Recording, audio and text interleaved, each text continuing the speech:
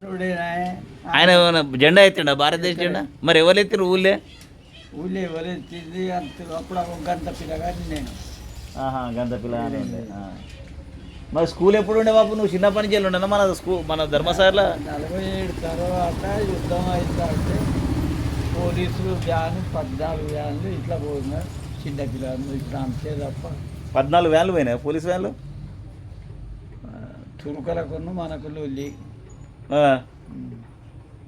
దేనికి? నాకు రాజ్యాంగం గురించి 1952 గురించి తెలుసు. అప్పటి నుంచి తెలుసు అన్నమాట. ఇక్కడ అసలు పార్టీలు ఏ పార్టీలు ఉండే అప్పుడు? ఈ ఊళ్ళో ఏ పార్టీలు ఉండే అప్పుడు? ఊళ్ళో ఏ పార్టీలు ఉండే? ఊళ్ళో కాంగ్రెస్ ఉండే. కాంగ్రెస్. మరి కమ్యూనిస్ట్ని ఎవరు తీసుకొచ్చారు ఊళ్ళకు?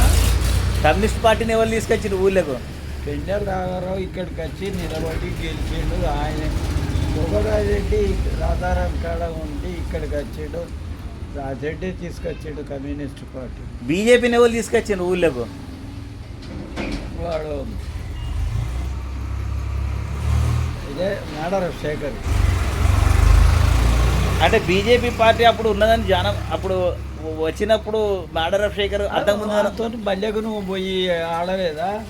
ఏం మాట్లాడినా నేను బీజేపీ చిన్నప్పుడే నేను బీజేపీ భావజాలం ఉన్నదన్నమాట నాకు. నాడారావు రాజశేఖర్ బీజేపీ పార్టీకి వచ్చిన తర్వాతనే సర్పంచ్ అయ్యిందా? 10 సంవత్సరాల తర్వాత సర్పంచ్ అయ్యిందా?